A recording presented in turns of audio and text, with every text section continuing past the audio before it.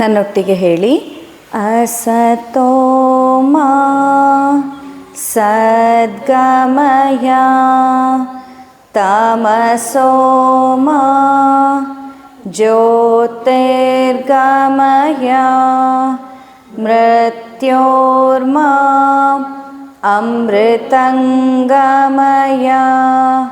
ಓಂ ಶಾಂತಿ ಶಾಂತಿ ಶಾಂತಿ. ಎರಡೂ ಕೈಗಳನ್ನ ಉಜ್ಜಿ ಕಣ್ಣಿನ ಮೇಲೆ ಇಡಿ. ಭೂತಾಯಿ ಆಶೀರ್ವಾದವನ್ನು ಪಡ್ಕೊಳ್ತಾ ಇವತ್ತಿನ ತರಗತಿಯನ್ನು ಆರಂಭಿಸೋಣ. ಇನ್ನೊಮ್ಮೆ ಎಲ್ರಿಗೂ ಶುಭ ಸಂಜೆ. ಸೊ ಇವತ್ತು ನಾವು ಬೆನ್ನು ನೋವು, ಸೊಂಟ ನೋವು, ಡಿಸ್ಕ್ ಬಲ್ಜು, ಸ್ಪಾಂಡಿಲೈಸಿಸ್ ಇದ್ರ ಬಗ್ಗೆ ಮಾತಾಡೋಣ. ಆ್ಯಂಡ್ ಥೆರಪಿಗಳು ಹೇಗೆ ಇದಕ್ಕೆ ಹೆಲ್ಪ್ ಆಗುತ್ತೆ ಅನ್ನೋದನ್ನು ಹೇಳ್ತೀನಿ. ಯಾಕಂದರೆ ಇತ್ತೀಚಿನ ದಿನಗಳಲ್ಲಿ ತುಂಬ ಕಾಮನ್ ಆಗಿದೆ neck pain, back pain, low back pain, ಆಮೇಲೆ ಸರ್ವೈಕಲ್ ಸ್ಪಾಂಡಿಲೈಸಿಸ್ ಅಂತ ಬರೋದು, ಅಥವಾ ಸಯಾಟಿಕಾ ಅಂತ ಪೇನ್ ಸ್ಟಾರ್ಟ್ ಆಗೋದು, ಬೆನ್ನು ಹುರಿಯಲ್ಲಿ ನೋವು ಬರೋದು, ಇದೆಲ್ಲ ಇತ್ತೀಚಿನ ದಿನಗಳಲ್ಲಿ ಸರ್ವೇ ಸಾಮಾನ್ಯ ಆಗಿಬಿಟ್ಟಿದೆ. ಹಾಗಾಗಿ ಅದು ಯಾಕೆ ಆಗ್ತಾ ಇದೆ ಆ್ಯಂಡ್ ಅದರಲ್ಲಿ ಔಷಧಿ, ಈಗ ಪಂಚಕರ್ಮ ಅನ್ನೋದು ಅಲ್ಲಿ ಹೇಗೆ ಹೆಲ್ಪ್ ಆಗುತ್ತೆ ಅಂತ ಅಲ್ವಾ. ಈಗ ಸರ್ಜರಿ ಆದರೆ ನಿಮ್ಗೆ ಅರ್ಥ ಆಗುತ್ತೆ, ಓಕೆ ಅದನ್ನ ಕತ್ತರಿಸ್ತಾರೆ, ಓಪನ್ ಮಾಡಿ ಅಲ್ಲಿ ಏನಿದೆ ಅದನ್ನ ರಿಪೇರಿ ಮಾಡ್ತಾರೆ, ಮತ್ತೆ ಸ್ಟಿಚ್ ಹಾಕ್ತಾರೆ, ಸೊ ಗುಣ ಆಗಿಬಿಡತ್ತೆ ಅಂತ. ಆದರೆ ಈ ಪಂಚಕರ್ಮದಲ್ಲಿ ಇದು ಹೇಗೆ ಹೆಲ್ಪ್ ಆಗುತ್ತೆ, ಪಂಚಕರ್ಮದಿಂದ ಅದು ಹೇಗೆ ಸರಿ ಹೋಗುತ್ತೆ ಅಂತ ಹೇಳೋಣ. ಬೇಸಿಕಲಿ ನಾವು ಅರ್ಥ ಮಾಡ್ಕೊಳ್ಬೇಕು. ಈಗ ಸ್ಪೈನಲ್ ಕಾಲಮ್ ಅಂತ ಬಂದಾಗ ಅಲ್ಲಿ ಬೆನ್ನು ಹುರಿ ಅಥವಾ ನಿಮಗೆ ಬೆನ್ನು ನೋವು ಅಂತ ಇದ್ದರೆ ಅಲ್ಲಿ ತುಂಬ ಆಯಾಮಗಳಿದೆ ಬೆನ್ನೋವು ಯಾಕೆ ಬರುತ್ತೆ ಅನ್ನೋದ್ರ ಬಗ್ಗೆ. ಮೊದಲನೇದು ಇಂಜುರಿ ಇದ್ದಿರ್ಬೋದು, ಎಲ್ಲೋ ನೀವು ಬಿದ್ದು ಏನೋ ಪೆಟ್ಟಾಗಿರೋದು ಅಥವಾ ಎಲ್ಲಾದರೂ ಉಳುಕಿಸಿಕೊಂಡಿರೋದು, ಇಂಥದ್ದು ಕಾರಣ ಇರ್ಬೋದು. ಎರಡನೇದಾಗಿ ವಯೋಸಹಜವಾಗಿ ವಯಸ್ಸಾಗ್ತಾ ಬಂದ ಹಾಗೆ ಸವಕಳಿ ಆಗಿರೋವಂಥದ್ದು. ಮೂರನೇದಾಗಿ ಅತ್ಯಂತ ಜಾಸ್ತಿ ಪ್ರಯಾಣ ಮಾಡ್ತಾ ಇದ್ದಾಗ ಆ ಪ್ರಯಾಣದಿಂದಾಗಿ ಅರ್ಲಿ ಡಿಜನರೇಷನ್ ಅಂತ.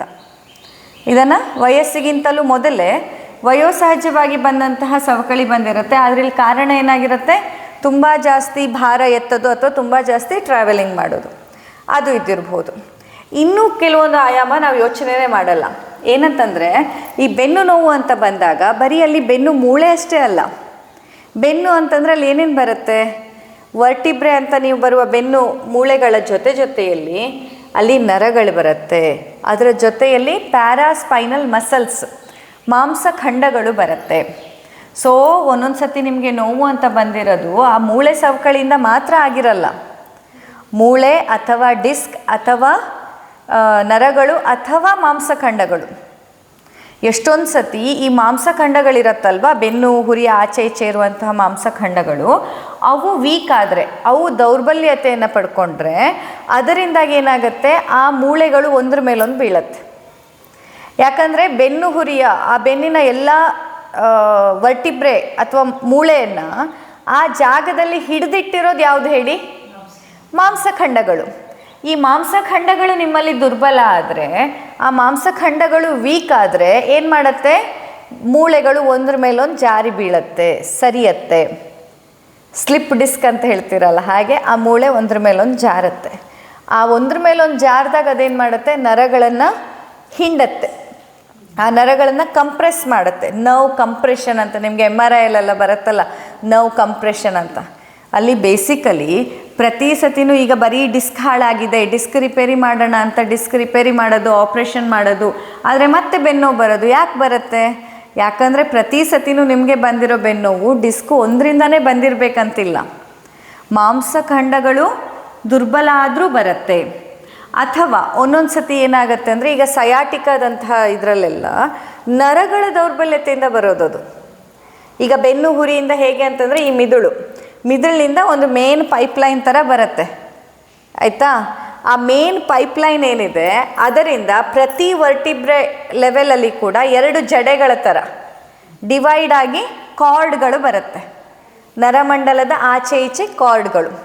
ಈ ಕಾರ್ಡ್ಗಳು ಪ್ರತಿ ಹಂತದಲ್ಲಿ ಅಲ್ಲಲ್ಲಿರುವಂತಹ ಅಂಗಾಂಗಗಳಿಗೆ ನಾವು ಸಪ್ಲೈ ಮಾಡ್ತಾ ಹೋಗುತ್ತೆ. ಉದಾಹರಣೆಗೆ ಇಲ್ಲಿ ಸರ್ವೈಕಲ್ ರೀಜನ್ನಿಂದ ಬರುವಂತಹ ಕಾರ್ಡ್ಗಳು ನಿಮ್ಮ ಅಪ್ಪರ್ ಈ ಶೋಲ್ಡರ್ ರೀಜನ್ ಇರ್ಬೋದು, ಅಪ್ಪರ್ ಬ್ಯಾಕ್ ಇರ್ಬೋದು, ಅಪ್ಪರ್ ಚೆಸ್ಟ್ ಲೇಯರ್ ಇರ್ಬೋದು, ಇದಕ್ಕೆ ಸಪ್ಲೈ ಆಗ್ತಾ ಇರುತ್ತೆ. ಹಾಗೆ ಮಧ್ಯದಲ್ಲಿ ಬಂದಂಥ ಈ 2 ಕಾರ್ಡ್ಗಳೇನಾಗುತ್ತೆ, ಮಧ್ಯದು ಮಿಡ್ಲ್ ಚೆಸ್ಟ್, ಮಿಡ್ಲ್ ಬ್ಯಾಕ್ ಈ ಏರಿಯಾ ಇಲ್ಲಿರುವ ಅಂಗಾಂಗಗಳಿಗೆ ಸಪ್ಲೈ ಮಾಡ್ತಾ ಇರುತ್ತೆ. ಹಾಗೆ ಲೋವರ್ ಕಾರ್ಡ್ಗಳು, ಲೋವರ್ ಸ್ಪೈನಲ್ ವರ್ಟಿಬ್ರಾದಿಂದ ಬರೋದೇನು ಮಾಡ್ತಿರುತ್ತೆ, ನಮ್ಮ ಕಾಲುಗಳಿಗೆ, ಸೊಂಟಕ್ಕೆ, ಕೆಳ ಹೊಟ್ಟೆಗೆ ಸಪ್ಲೈ ಮಾಡ್ತಾ ಇರುತ್ತೆ. ಗೊತ್ತಾಯ್ತಾ? ಇಲ್ಲಿ ಏನಾಗುತ್ತೆ ಅಂತಂದರೆ ಈ ನರ್ವ್ ವೀಕ್ನೆಸ್ ಆದಾಗ, ನರಗಳಲ್ಲಿ ದೌರ್ಬಲ್ಯತೆ ಬಂದಾಗ ಯಾವ ಲೆವೆಲಲ್ಲಿ ಅದು ಆಗ್ತಾ ಇದೆಯೋ ಆ ಎಲ್ಲ ಅಂಗಾಂಗಗಳಲ್ಲಿ ದೌರ್ಬಲ್ಯತೆಯನ್ನು ಕೊಡುತ್ತೆ. ಉದಾಹರಣೆಗೆ ಕಾಫ್ ಮಸಲ್ ಪೇನ್. ಎಲ್ಲ ಸತಿ ಕಾಫ್ ಮಸಲ್ ಪೇನು ಕಾಲಿನ ಸಮಸ್ಯೆನೇ ಆಗಬೇಕಂತಿಲ್ಲ. ಕಾಫ್ ಮಸಲ್ ಅಂದರೆ ಮೀನಖಂಡ, ಇಲ್ಲಿ ಕೆಳಗಿರುತ್ತಲ್ಲ, ಮೊಣಕಾಲಿನ ಕೆಳಗಿರೋ ಮೀನಖಂಡ ನೋವಿಗೆ ಒಂದೊಂದು ಸತಿ ಸೊಂಟದಿಂದ ಲಂಬಾರ್ ರೀಜನ್ ಅಥವಾ ಸ್ಯಾಕ್ರಲ್ ರೀಜನ್, ಮೂಳೆ, ಟೇಲ್ ಬೋನ್ ಅಂತ ಹೇಳ್ತೀವಲ್ಲ, ಬಾಲ ಇರೋ ಜಾಗ, ಅಲ್ಲಿರುವಂತಹ ನರಗಳ ದೌರ್ಬಲ್ಯದಿಂದ ಕೂಡ ನಿಮಗೆ ಕಾಲಲ್ಲಿ ಕಾಫ್ ಮಸಲಲ್ಲಿ ಪೇನ್ ಬರ್ಬೋದು. ಅಗೇನ್ ಕಾಫ್ ಮಸಲಿಗೆ ಮತ್ತೆ ತುಂಬ ಬೇರೆ ಬೇರೆ ಕಾರಣ ಇದೆ, ಇದು ಒನ್ ಆಫ್ ದ ರೀಸನ್. ಗೊತ್ತಾಯ್ತಾ? ಹೀಗೆ ನಮ್ಮ ದೇಹದಲ್ಲಿ ಉಂಟಾಗುವಂತಹ ನೋವಿಗೆ, ಅದರಲ್ಲೂ ಸ್ಪೆಸಿಫಿಕಲಿ ಬೆನ್ನು ನೋವು ಅಂತ ಬಂದಾಗ ಕಾರಣಗಳು ತುಂಬ ಬೇರೆ ಬೇರೆ ಇರುತ್ತೆ. ಅಥವಾ ಎಲ್ಲ ಮಲ್ಟಿಪಲ್ ಆಗಿರ್ಬೋದು. ಅಂದರೆ ಮಾಂಸಖಂಡಗಳು ವೀಕ್ ಆಗಿದೆ, ಡಿಸ್ಕ್ ಕೂಡ ಬಲ್ಜ್ ಆಗಿದೆ, ನರಗಳು ವೀಕ್ ಆಗಿದೆ. ಈ ಮೂರು ಕಾರಣ ಇದ್ದಾಗ ನೀವು ಬರೀ ನರಗಳ ಕರೆಕ್ಷನಿಗೆ ಆಪ್ರೇಷನ್ ಮಾಡಿದ್ರು ಸರಿ ಹೋಗಲ್ಲ, ಬರೀ ಡಿಸ್ಕ್ ಬಲ್ಜಿಗೆ ಅಂತ ಆಪ್ರೇಟ್ ಮಾಡಿದ್ರು ಸರಿ ಹೋಗಲ್ಲ. ಮಾಂಸಖಂಡಗಳ ಸಬಲತೆ, ಮಾಂಸಖಂಡಗಳಿಗೆ ಶಕ್ತಿಯನ್ನು ತುಂಬೋದು ಈಕ್ವಲಿ ಇಂಪಾರ್ಟೆಂಟ್. ಎಲ್ಲಿಯ ತನಕ ಆ ಮಾಂಸಖಂಡಗಳನ್ನ ಹಿಡಿದಿಟ್ಕೊಳ್ಳಲ್ಲ ಆ ಜಾಗಕ್ಕೆ, ಅಲ್ಲಿಯ ತನಕ ಈ ಒಂದು ಡಿಜನರೇಷನ್ ಮತ್ತೆ ಆಗ್ತಿರುತ್ತೆ ಅಲ್ವಾ? ಈಗ ಓಕೆ, ಒಂದ್ರ ಮೇಲೊಂದು ಕೂತಿತ್ತು, ನೀವೇನು ಮಾಡ್ತೀರಾ, ಅದನ್ನ ಅಲ್ಲಿ ಡ್ರಿಲ್ ಮಾಡಿ ಆ ಒಂದ್ರ ಮೇಲೊಂದು ಕೂತಿರೋ ಭಾಗವನ್ನು ತೆಗೆದುಬಿಟ್ಟು ಜಾಗ ಮಾಡಿ ಕೊಡ್ತಾರೆ. ಬಟ್ ಮಾಂಸಖಂಡಗಳು ಮತ್ತೆ ವೀಕೆ ಆದರೆ ಮತ್ತೆ ಬಂದು ಕೂತ್ಕೊಳ್ಳುತ್ತೆ, ಹಾಗೆ ಆಗತ್ತೆ. ಹಾಗಾಗಿ ಎಷ್ಟೊಂದು ಸತಿ ನಮಗೆ ರಿಪೀಟೆಡ್ ಸರ್ಜರಿಗೆ ಹೋಗಿದ್ದಂತಹ ಕೇಸ್ಗಳು ಬರುತ್ತೆ. ನಿನ್ನೆ ಒಬ್ಬರು ಬಂದಿದ್ದರು, ನಿನ್ನೆ ಒಬ್ಬರು ಒ ಪಿ ಡಿಗೆ ಕನ್ಸಲ್ಟೇಷನಿಗೆ ಬಂದವರು, 6 ಬಾರಿ ಆಲ್ರೆಡಿ ಸರ್ಜರಿ ಆಗಿದೆ. ಈಗ ಮತ್ತೆ ಬೆನ್ನು ನೋವು, 7ನೇ ಸರ್ಜರಿಗೆ ಅಪಾಯಿಂಟ್ಮೆಂಟ್ ತೊಗೊಂಡು ಇಟ್ಕೊಂಡಿದ್ದಾರೆ ಡಿಸ್ಕ್ ಬಲ್ಜ್ ಕರೆಕ್ಷನಿಗೆ ಅಂತ. ಹಾಗೆ ನಾವು ಯೋಚನೆ ಮಾಡಬೇಕು, ಯಾಕೆ ಹೀಗೆ ಪದೇ ಪದೇ ಮತ್ತೆ ಯಾಕೆ ಆಗ್ತಾ ಇದೆ ಅಲ್ವಾ? ಈಗ ನಿಮಗೆಲ್ಲ ಪಂಚಕರ್ಮಕ್ಕೆ ಒಂದು ಸತಿ ಆದಮೇಲೆ 2ನೇ ಸತಿ ರಿಪೀಟ್ ಬನ್ನಿ ಅಂದಾಗಲೇ ಅಯ್ಯೋ ಮತ್ತೆ ಬರಬೇಕಾ, ಎಷ್ಟು ಸತಿ ತೊಗೋಬೇಕು ಟ್ರೀಟ್ಮೆಂಟ್ ಅಂತ ಅನಿಸುತ್ತೆ. ಕೈಯಾರೆ ಕತ್ತರಿಸಿ ಓಪನ್ ಮಾಡಿ ನೋಡಿಕೊಂಡು ಎಲ್ಲಿ ಡ್ಯಾಮೇಜ್ ಆಗಿದೆ ಅಲ್ಲಿ ರಿಪೇರಿ ಮಾಡಿ ಮುಗಿಸಿದಂತಹ ಸರ್ಜರಿಯಲ್ಲಿಯೇ ಇಷ್ಟೊಂದು ರಿಪೀಟೆಡ್ ಸೆಷನ್ಸ್ಗಳು ಬೇಕಾಗುವಂಥ ಅಗತ್ಯ ಇದ್ದಾಗ ಇನ್ನು ಪಂಚಕರ್ಮ ಎಲ್ಲ ಹೇಗೆ? ನಿಮ್ಮ ಅಂಗಾಂಗ ಕತ್ತರಿಸೋದು ಇಲ್ಲ ನಾವು ಅಲ್ವಾ? ಬರೀ ಇಲ್ಲಿ ಕೈ ಇಟ್ಟು 3 ನಾಡಿಯಲ್ಲಿ ನೋಡಿದ್ಬಿಟ್ರೆ ಅಂಗಾಂಗದೊಳಗೆ ಏನು ನೋಡಿರ್ತೀವಿ. ಆದರೂ ಎಷ್ಟೊಂದು ಸತಿ ಅದಕ್ಕಿಂತಲೂ ಇದು ಅಕ್ಯುರೇಟ್ ಆದಂಥ ರಿಸಲ್ಟ್ ಕೊಡುತ್ತೆ. ಹಾಗಾಗಿ ನನಗೆ ನಮ್ಮ ಶಾಸ್ತ್ರದ ಬಗ್ಗೆ ತುಂಬ ಹೆಮ್ಮೆ ಪ್ರೀತಿ ಅನಿಸೋದು. 6 ಸತಿ ಸರ್ಜರಿ ಆಗಿದೆ ಬೆನ್ನಿಂದು. ಪ್ರತಿ ಸತಿನೂ ಇಲ್ಲ ಈ ಸತಿ ಪರ್ಫೆಕ್ಟ್ ಆದ ಮತ್ತೆ ನೋವು ಬರಲ್ಲ ನಿಮಗೆ, ಇದೊಂದು ಮಾಡಿಸ್ಕೋಬೇಡಿ ಆರಾಮಾಗಿರ್ತೀರ ಅಂತ ಮಾಡಿಸ್ಕೊಂಡ್ರು. ಒಂದು 2 ವರ್ಷ 3 ವರ್ಷ ಆಗ್ತಿದ್ದಂಗೆ ಮತ್ತೆ ತುಂಬ ಸಿವಿಯರ್ ಆಗಿ ಪೇನ್ ಬರೋಕ್ಕೆ ಸ್ಟಾರ್ಟ್ ಆಯಿತು. ಮತ್ತೆ ಹೋದಾಗ ಇಲ್ಲ, we have to operate it ಅಂತ ಅಂದರು. ಮತ್ತೆ ಆಪ್ರೇಷನ್ ಆಯಿತು. ಹೀಗೆ 6 ಬಾರಿ ಸರ್ಜರಿ ಆಗಿದೆ. ಯಾಕೆ ಆಯಿತು? ಇಲ್ಲಿ ಅದೇ ಹೇಳಿದ್ನಲ್ಲ, ಕಾರಣಗಳು ಬೇರೆ ಬೇರೆ ಇದ್ದಾಗ, ಉದಾಹರಣೆಗೆ ಮಾಂಸಖಂಡ ವೀಕ್ ಇದ್ದು ಅಲ್ಲಿ ಡಿಸ್ಕ್ ಡಿಜನರೇಷನ್ ಆಗ್ತಿದ್ದಾಗ ನೀವು ಡಿಸ್ಕ್ ರಿಪೇರ್ ಮಾಡಿದ್ರಿ, ಆದರೆ ಮಾಂಸಖಂಡ ಹಾಗೆ ಉಳ್ಕೊಳ್ತು, ಏನಾಗುತ್ತೆ, ಮತ್ತೆ 1-2-3 ವರ್ಷ ಆಗಷ್ಟರಲ್ಲಿ ಮತ್ತೆ ಡಿಜನರೇಷನ್ ಆಗುತ್ತೆ, ಮತ್ತೆ ವಾಪಸ್ ನೋವು ಬರುತ್ತೆ. ಅದು ಚಿಕಿತ್ಸೆ ಅಲ್ಲ. ಚಿಕಿತ್ಸೆ ಬಗ್ಗೆ ನಿನ್ನೆ ಹೇಳ್ತಾ ಇದ್ನಲ್ಲ, ಚಿಕಿತ್ಸೆ ಏನದು? ಯಾಭಿ ಕ್ರಿಯಾಭಿ ಜಾಯಂತೆ ಶರೀರೇ ಧಾತವಃ ಸಮಃ. ಅಂದರೆ ಚಿಕಿತ್ಸೆ ಅಂದರೆ ಏನು, ಇಲ್ಲಿ ಯಾಕೆ ಆಗ್ತಿದೆ ಡಿಜನರೇಷನ್, ಅದನ್ನು ಮೊದಲು ನಿಲ್ಲಿಸಬೇಕು. ನಿಧಾನ ಪರಿವರ್ಜನ ಅಂದರೆ ಯಾವ ಕಾರಣದಿಂದ ಈ ಸಮಸ್ಯೆ ನಿಮ್ಮಲ್ಲಿ ಬರ್ತಾ ಇದೆ ಅಲ್ವಾ, ಅದನ್ನು ಮೊದಲು ನಿಲ್ಲಿಸಬೇಕು. ಈಗ ಅಲ್ಲಿ ನರಗಳ ಮೇಲೆ ಈ ಒಂದು ಕಂಟಿನ್ಯೂ ಪ್ರೆಷರ್ ಬಂದು ಬಂದು ಬಂದು ಬಂದು ನಿಮಗೆ ಪೇನ್ ಆಗ್ತಿದೆ ಅಂತಂದರೆ ಫಸ್ಟ್ ಸ್ಟಾಪ್ ಮಾಡಬೇಕಾಗಿರೋದು ಟ್ರಾವೆಲಿಂಗನ್ನು. ಎಕ್ಸೆಸಿವ್ ಟ್ರಾವೆಲಿಂಗಿಂದಾಗಿ ಆ ಸಮಸ್ಯೆ ಬರ್ತಿದೆ ಅಂದರೆ unless and until you stop that travelling it will not give you the permanent result. ನಿಧಾನ ಪರಿವರ್ತನೆ ಆಗಲೇಬೇಕು. ಮಸ್ಕ್ಯುಲರ್ ವೀಕ್ನೆಸ್ಸಿಂದ ಅಂತಂದರೆ ಮಸಲ್ ಸ್ಟ್ರೆಂಥನಿಂಗ್ ಆಗಲೇಬೇಕು. ಅದು ಫಸ್ಟ್ ಲೈನ್ ಆಫ್ ಟ್ರೀಟ್ಮೆಂಟ್. ಆಮೇಲೆ ಉಳಿದಿದ್ದೆಲ್ಲ ಎಲ್ಲಿಯವರೆಗೆ ಕಾರಣವನ್ನು ನೀವು ನಿಲ್ಲಿಸೋದಿಲ್ವೋ ಅಲ್ಲಿಯ ತನಕ ಪರಿಹಾರ ಸಿಗಲ್ಲ. ಒಂದು ಎರಡನೇದಾಗಿ ಆಯಾಮಗಳನ್ನು ಎಲ್ಲ ರೀತಿಯಲ್ಲಿ ನೋಡಬೇಕು. And most of the time ಬೆನ್ನು ನೋವು ಅಂತ ಬಂದಾಗ ಇದು ಸೈಕಾಲಜಿಕಲಿನೂ ಹೌದು. ಯಾಕೆ ಗೊತ್ತಾ, ಈ ಬೆನ್ನು ಹುರಿಗಳು ಮತ್ತು ನಮ್ಮ ಈ ಬೆನ್ನು ಹುರಿಯ ಅಲೈನ್ಮೆಂಟ್ ಹಾಗೂ ನಮ್ಮ ಚಕ್ರ ಅಲೈನ್ಮೆಂಟ್ ಸೇಮ್. ಚಕ್ರ ಇಂಬ್ಯಾಲೆನ್ಸಲ್ಲಿ ಕೂಡ ನಿಮಗೆ ಪೇನ್ ಬರುತ್ತೆ. And most of the time ಇದು ಬೆನ್ನು ನೋವು ಅಂತ ಅನಿಸುತ್ತೆ ನಮಗೆ. You will get confused between the chakra imbalance and the back pain.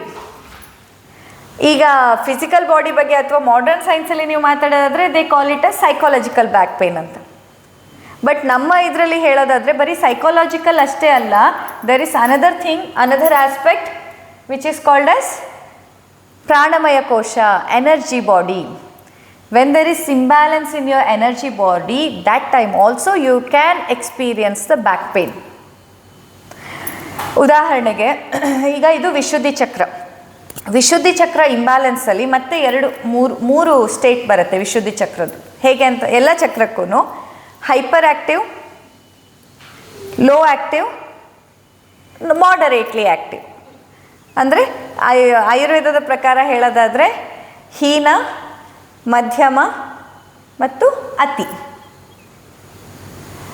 Hyper active ವಿಶುದ್ಧಿ ಚಕ್ರ ಇದ್ದಾಗ ಏನಾಗುತ್ತೆ, ನೀಟಾಗಿ ಧ್ವನಿ ಬರಲ್ಲ, ಪದೇ ಪದೇ ನಮಗೆ ಥ್ರೋಟ್ ಇನ್ಫೆಕ್ಷನ್ಸ್ ಬರ್ತಾ ಇರುತ್ತೆ, ಅಥವಾ ಎಲ್ಲದನ್ನು ನಾವು ಸಪ್ರೆಸ್ ಮಾಡ್ತಿರ್ತೀವಿ, ಇಮೋಷನ್ಸ್ ನಮಗೆ ಪ್ರಾಪರಾಗಿ ಇದು ಮಾಡ್ಕೊಳಕ್ಕಾಗಲ್ಲ. ಹಾಗೆ ಕುತ್ತಿಗೆಯ ರೀಜನಲ್ಲಿ, ಈ ಫುಲ್ ರೀಜನಲ್ಲಿ ನಮಗೆ ಸ್ಟಿಫ್ನೆಸ್ ಆ್ಯಂಡ್ ಸಡನ್ ಒಂದು ಕಾಂಟ್ರಾಕ್ಷನ್ ಫೀಲ್ ಆಗ್ತಾ ಇರುತ್ತೆ. ಇದು ಹೈಪೋ ಆ್ಯಕ್ಟಿವ್ ಅಂದರೆ ಲೋ ಆ್ಯಕ್ಟಿವ್ ವಿಶುದ್ಧಿ ಚಕ್ರದಿಂದ ಈ ಸಿಂಪ್ಟಮ್ಸ್ ಬರೋದು. ಎಷ್ಟೊಂದು ಸತಿ ಈ ಸಿಂಪ್ಟಮ್ಸ್ ನಮಗೆ ಸರ್ವೈಕಲ್ ಪೇನ್ ಅಥವಾ ಸರ್ವೈಕಲ್ ಸ್ಪಾಂಡಿಲೋಸಿಸ್ ಜೊತೆ ಕೋಇನ್ಸೈಡ್ ಆಗ್ಬೋದು ಅಥವಾ ಕನ್ಫ್ಯೂಸಿಂಗ್ ಆಗ್ಬೋದು. ಹಾಗೆ ಹೈಪರ್ ಆ್ಯಕ್ಟಿವ್ ವಿಶುದ್ಧಿ ಚಕ್ರ ಇದ್ದಾಗ ಏನಾಗುತ್ತೆ, ಸಿಕ್ಕಾಪಟ್ಟೆ ನಾವು ಓವರ್ ಎಕ್ಸ್ಪ್ರೆಸಿವ್, ಎಲ್ಲಿ ಏನು ಹೇಳಬೇಕು ಎಲ್ಲಿ ಏನು ಹೇಳಬಾರ್ದು ಗೊತ್ತಿಲ್ಲದೆ, no filtration, you will just end up saying anything and everything. ಹೇಳಿದ್ಮೇಲೆ ನಿಮಗೆ ಬೇಜಾರಾಗುತ್ತೆ, ಏನೇನೆಲ್ಲ ಹೇಳ್ತಿದ್ದೀನಿ ಅಥವಾ ಇವರೆದ್ರೆ ಇದೆಲ್ಲ ಹೇಳೋ ಅಗತ್ಯ ಇರಲಿಲ್ಲ ಅಂತ ನಿಮ್ಗೆ ಅನಿಸುತ್ತೆ. ಬಟ್ ಆ ವಿಶುದ್ಧಿ ಚಕ್ರ ಹೈಪರ್ ಆ್ಯಕ್ಟಿವ್ ಇದ್ದಾಗ you will just express anything and everything. Sometimes because of that you may be tagged as stupid, ಅಥವಾ you may be tagged as irresponsible, ಅಥವಾ ಏನು ಹೇಳೋದು ಮುಂಗೋಪಿ, ಏನೋ ಒಂದು ಒಟ್ಟಿನಲ್ಲಿ ಒಟ್ರಾಶಿಯಾಗಿ ನಾವು ಎಕ್ಸ್ಪ್ರೆಸ್ ಮಾಡ್ತಾ ಇದ್ಬಿಡ್ತೀವಿ ಎಲ್ಲ. ಅಥವಾ ಮನೆಯಲ್ಲಿ ನೀವು ಒಮ್ಮೊಮ್ಮೆ ನೋಡಿರ್ಬೋದು, ಮನೆಯಲ್ಲಿ ಕೆಲವು ಹೆಂಗಸರು ಹೇಳಿದ್ದೇ ಹೇಳ್ತಿರ್ತಾರೆ, ನೀವೇ ಹೇಳಿದ್ರೆ ಅಯ್ಯೋ ಆಯ್ತು ಬಿಡಮ್ಮ ಎಷ್ಟು ಸತಿ ಹೇಳ್ತೀಯ ಸುಮ್ಮನಿರಮ್ಮ ಅಂತ ನೀವು ಕೇಳಿರ್ಬೋದು. ಅಂದರೆ ಎಷ್ಟೋ ವರ್ಷದಿಂದ ಅದು ನೋವನ್ನು ಮತ್ತೆ ಮತ್ತೆ ಹೇಳ್ತಾನೆ ಇರೋದು, ಅಥವಾ ಏನೋ ಮನೇಲಾದ ಚಿಕ್ಕ ಪುಟ್ಟ ಎಲ್ಲ ಘಟನೆಯೂ ನಿಮ್ಗೆ ಹೇಳೋದು ಅದನ್ನೇ ಮಾಡ್ತಿರೋದು. ಓವರ್ ಎಕ್ಸ್ಪ್ರೆಸಿವ್ ಹೈಪರ್ ಆ್ಯಕ್ಟಿವ್ ವಿಶುದ್ಧಿ ಚಕ್ರ. ಆವಾಗ ಏನಾಗುತ್ತೆ ಅಂದರೆ ಕುತ್ತಿಗೆಯಲ್ಲಿ ಈ ಮೂಮೆಂಟ್ ಬರುವಂಥದ್ದು, ಕಂಪವಾತ, ಪಾರ್ಕಿನ್ಸನ್ಸ್ ಸಿಂಪ್ಟಮ್ಸ್ಗಳಲ್ಲಿ ಒಂದು ಬರೋದು, ಅಥವಾ ಅನ್ನೆಸೆಸರಿ ಕೆಲವೊಮ್ಮೆ ಪಲ್ಸೇಷನ್ಸ್ಗಳಿಲ್ಲೆಲ್ಲ ಕಾಣಿಸ್ಕೊಳ್ಳೋದು, ಅಥವಾ ಸಡನ್ನಾಗಿ ತಲೆ ಕುತ್ತಿಗೆ ಎಲ್ಲ ಹಿಂಗೆ ಮಾಡ್ತಾನೇ ಇರಬೇಕು, ಅಷ್ಟೊತ್ತಿಗೆ ಈ ಥರ ನಾನು ಮಾಡ್ತಾನೇ ಇರಬೇಕಂತ ಅನಿಸೋದು. ಇದೆಲ್ಲ ಹೈಪರ್ ಆ್ಯಕ್ಟಿವ್ ವಿಶುದ್ಧಿ ಚಕ್ರದಲ್ಲಿ ಬರೋದು. ಹೀಗೆ ಪ್ರತಿ ಚಕ್ರಕ್ಕೂ ಅದರ ಹೈಪರ್ ಆ್ಯಕ್ಟಿವ್ ಸ್ಟೇಟ್ ಮತ್ತು ಲೋ ಆ್ಯಕ್ಟಿವ್ ಸ್ಟೇಟ್ ಅಂತ ಬೇರೆ ಬರುತ್ತೆ. ಆ ಕಂಡೀಷನ್ಸಲ್ಲಿ ಕೂಡ ನಿಮಗೆ ಬ್ಯಾಕ್ ಪೇನ್ ಕಾಣಿಸ್ಕೊಳ್ಬೋದು. ನಾವು ಇದನ್ನು ಬರೀ MRI ಅಲ್ಲಿ ಹುಡುಕ್ತೀವಿ, ಎಕ್ಸ್ರೇಯಲ್ಲಿ ಹುಡುಕ್ತೀವಿ, CT ಸ್ಕ್ಯಾನಲ್ಲಿ ಹುಡುಕ್ತೀವಿ, ಏನಾಯಿತು ನನಗೆ, ಏನಾಯಿತು, ಯಾಕೆ ನೋವಾಯಿತು ಅಂತ.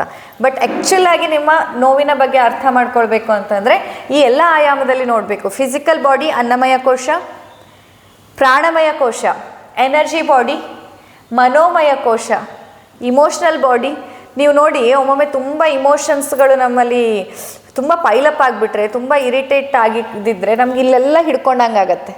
ಯಾರಾದರೂ ಇಲ್ಲಿ ನಿಮಗೆ ನೆಕ್ ಮಸಾಜ್ ಮತ್ತು ಶೋಲ್ಡರ್ ಮಸಾಜ್ ಮಾಡಿದ್ರೆ ಸ್ವಲ್ಪ ಬೆಟರ್ ಫೀಲ್ ಆಗುತ್ತೆ, ಆಹಾ ಅಂತ ಅನಿಸುತ್ತೆ.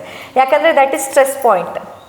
ಮನೋಮಯ ಕೋಶಕ್ಕೆ ಈ ಜಾಗ ಇದೆಯಲ್ಲ, ಅಲ್ಲಿ ತುಂಬ ಸ್ಟಿಫ್ನೆಸ್ಸನ್ನು ತಂದುಬಿಡತ್ತೆ. ಎಲ್ಲ ಸ್ಟ್ರೆಸ್ ಹೋಗಿ ಇಲ್ಲಿ ಕಲೆಕ್ಟ್ ಹಾಕ್ಕೊಂಡಿರತ್ತೆ. ಆ್ಯಂಡ್ ಅಲ್ಲಿ ಯಾರಾದರೂ ನಿಮ್ಗಾಗ ಮಸಾಜ್ ಮಾಡಿದ್ರೆ ಆ್ಯಂಡ್ ಅಲ್ಲಿ ಇರುವಂತಹ ಎನರ್ಜಿಯನ್ನು ಸ್ವಲ್ಪ ಡೈಲ್ಯೂಟ್ ಮಾಡಿ ಕೊಟ್ಟರೆ you will feel relaxed little bit. ಅದು ಮನೋಮಯ ಕೋಶದಿಂದ, ಅದರ ಇನ್ಫ್ಲುಯೆನ್ಸಿಂದ ಬರೋದು. ಹಾಗೆ ಇನ್ನೂ ಮುಂದೆ ಹೋದರೆ ಅದೇ ಜ್ಞಾನಮಯ ಕೋಶ ಮತ್ತು ಆನಂದಮಯ ಕೋಶ ಹೇಳಿದ್ನಲ್ಲ, ಅದರದ್ದು ಇದೆ. ಬಟ್ ಅದರ ಆಯಾಮಗಳು ಸದ್ಯಕ್ಕೆ ಅದರ ಬಗ್ಗೆ ಡಿಸ್ಕಷನ್ಸ್ ಬೇಡ, ಯಾಕಂದರೆ ಇದನ್ನೇ ಅರ್ಥ ಮಾಡ್ಕೊಳ್ಳೋಕೆ ಕಷ್ಟ ಆಗ್ತಿರುತ್ತೆ. ಇನ್ನಷ್ಟು ಡೀಪಾಗಿ ನಾವು ಹೋದರೆ ಇನ್ನೂ ಕಷ್ಟ ಆಗುತ್ತೆ. ಬಟ್ ಬೇಸಿಕಲಿ ನೋವು ಅಂತ ಬಂದಾಗ ಈ ಪಂಚಕರ್ಮ ಚಿಕಿತ್ಸೆ ಇದರಲ್ಲಿ ಹೇಗೆ ಹೆಲ್ಪ್ ಆಗುತ್ತೆ? ಪಂಚಕರ್ಮ ಚಿಕಿತ್ಸೆ ಅನ್ನುವಂಥದ್ದನ್ನು ಈಗ ವಮನ, ವಿರೇಚನ, ಬಸ್ತಿ, ನಸ್ಯ, ರಕ್ತಮೋಕ್ಷಣ ಇದರಲ್ಲಿ ಯಾವ ಚಿಕಿತ್ಸೆ ಯಾವುದಕ್ಕೆ ಸೂಕ್ತ? ಅನ್ನಮಯ ಕೋಶ, ಟಿಪಿಕಲಿ ಅನ್ನಮಯ ಕೋಶದ್ದು ಮಾತ್ರವೇ ಇರ್ಬೋದು, ಅಥವಾ ಪ್ರಾಣಮಯ ಕೋಶದ ಮಾತ್ರ ಇನ್ವಾಲ್ವ್ಮೆಂಟ್, ಅಥವಾ ಮನೋಮಯ ಕೋಶದ್ದು ಮಾತ್ರ ಇನ್ವಾಲ್ವ್ಮೆಂಟ್ ಇದ್ದಾಗ, ಅಥವಾ ಈ ಕಾಂಬಿನೇಷನಲ್ಲಿ ಇದ್ದಾಗ, ನನ್ನಲ್ಲಿ ಮನೋಮಯ ಕೋಶವು ಮನಸ್ಸು ಹಾಳಾಗಿದೆ, ಎನರ್ಜೀಸು ಹಾಳಾಗಿದೆ, ಜೊತೆಯಲ್ಲಿ ಬಾಡಿನೂ ಹಾಳಾಗಿದೆ, ಈ ಸ್ಟೇಜಲ್ಲಿ ನಾವಿದ್ದಾಗ ಈ ಪಂಚಕರ್ಮಗಳು ಹೇಗೆ ಹೆಲ್ಪ್ ಮಾಡುತ್ತೆ ಅಂತಂದರೆ, ಫಸ್ಟ್ ಆಫ್ ಆಲ್ ಅದು ಡಿಟಾಕ್ಸಿಫಿಕೇಷನನ್ನು ಮಾಡುತ್ತೆ, ರಿಜುವಿನೇಷನನ್ನು ಮಾಡುತ್ತೆ ಆ್ಯಂಡ್ ರಿಲ್ಯಾಕ್ಸೇಷನನ್ನು ಕೊಡುತ್ತೆ. ಅರ್ಥ ಆಯ್ತಾ ನಿಮಗೆ?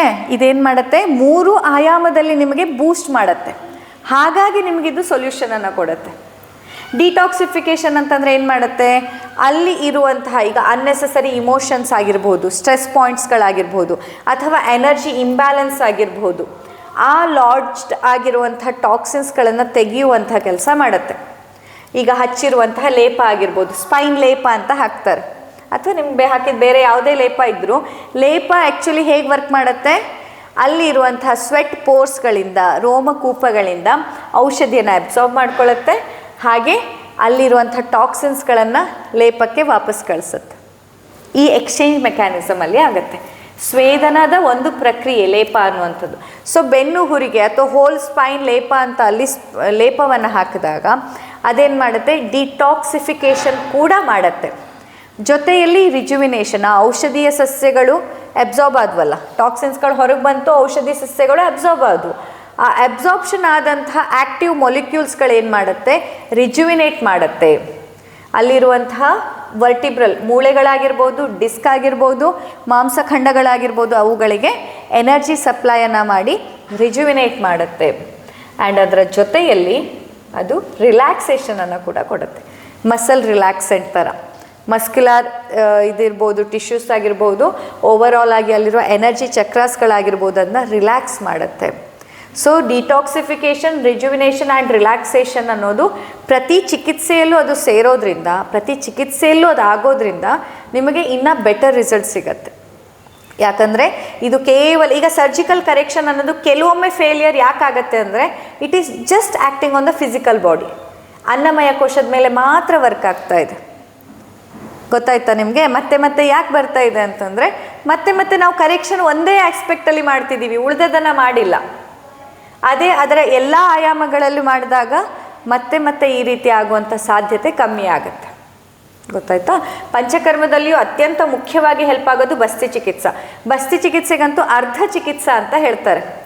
ಅರ್ಧ ಚಿಕಿತ್ಸಾ ಅಂತಂದರೆ ಇದು ಹಾಫ್ ಅಂತ ಅಲ್ಲ. ಇರುವ ಎಲ್ಲ ಚಿಕಿತ್ಸಾ ಪದ್ಧತಿಗಳು, ನಿಮ್ಮ ಶಿರೋಧಾರ, ಅಭ್ಯಂಗ, ಲೇಪ, ಕಟಿಬಸ್ತಿ, ಗ್ರೀವಾಬಸ್ತಿ, ಜಾನುಬಸ್ತಿ, ಇನ್ನೇನೇನು ಚಿಕಿತ್ಸೆಗಳಿದೆಯೋ ಆಯುರ್ವೇದದ್ದು, ಅದೆಲ್ಲ ಚಿಕಿತ್ಸೆಗಳನ್ನು ತಕ್ಕಡಿಯ ಒಂದು ಭಾಗಕ್ಕೆ ಹಾಕಿದರೆ ಇನ್ನೊಂದು ಭಾಗಕ್ಕೆ ಬಸ್ತಿ ಚಿಕಿತ್ಸೆ ಒಂದನ್ನು ಇಟ್ಟರೆ ಅದು ಈಕ್ವಲ್ ಆಗುತ್ತೆ ಅಂತ. ಅಷ್ಟು ಪೊಟೆಂಟ್ ಅಂತ. ಹಾಗಾಗಿ ಅದನ್ನು ಅರ್ಧ ಚಿಕಿತ್ಸಾ ಅಂತ ಹೇಳೋದು. No, that is different basti. Janu basti, Griva basti, Kati basti, these are all external bastis, where we apply something to hold the medicine and you put the medicated oil or medicated ghee into it, okay, and you remove it. It is externally done. But this basti, one among the panchakarma, that is internally given through the anus. So that's why this basti is called as ardha chikitsa. ಸ್ನೇಹ, ಯಾಪನ ಅದೆಲ್ಲ ಅಂದರೆ ಇಲ್ಲಿ ಏನು ಗೊತ್ತಾ, ಬಸ್ತಿ ಕೋರ್ಸಲ್ಲಿ 8 ದಿನ, 16 ದಿನ, 30 ದಿನ ಯೋಗ ಬಸ್ತಿ, ಕಾಲ ಬಸ್ತಿ, ಕರ್ಮ ಬಸ್ತಿ ಅಂತ ಬರುತ್ತೆ, depending on the severity of your problems. Yoga basti 8 ದಿವಸ, ಅದರಲ್ಲಿ ಅಲ್ಟರ್ನೇಟಿವ್ ಸ್ನೇಹ ಬಸ್ತಿ ನಿರುಹ, ಅಥವಾ ಸ್ನೇಹ ಬಸ್ತಿ ಪಿಚ್ಚ ಬಸ್ತಿ, ಸ್ನೇಹ ಬಸ್ತಿ ಕಷಾಯ ಬಸ್ತಿ, ಸ್ನೇಹ ಬಸ್ತಿ ಯಾಪನ ಬಸ್ತಿ, ಈ ರೀತಿ ಅಲ್ಟರ್ನೇಟಿವ್ ಕಾಂಬಿನೇಷನ್ಸ್ಗಳಿರುತ್ತೆ. ಹಾಗೆ ಕಾಲಬಸ್ತಿ 16 ದಿನಗಳ ಕಾಲ ಮಾಡೋದು. ಇದರಲ್ಲೂ ಅಷ್ಟೆ, ಯಾವಾಗಲೂ ಶುರು ಮಾಡುವಾಗ ಅನುವಾಸನ ಅಥವಾ ಸ್ನೇಹದಿಂದಲೇ ಸ್ಟಾರ್ಟ್ ಆಗುತ್ತೆ, ಮುಗಿಯುವಾಗಲೂ ಅನುವಾಸನ ಅಥವಾ ಸ್ನೇಹದಿಂದಾನೇ ಮುಗಿಯುತ್ತೆ. ಆಮೇಲೆ ಲಾಸ್ಟಲ್ಲಿ ಕರ್ಮಬಸ್ತಿ 30 ಡೇಸ್.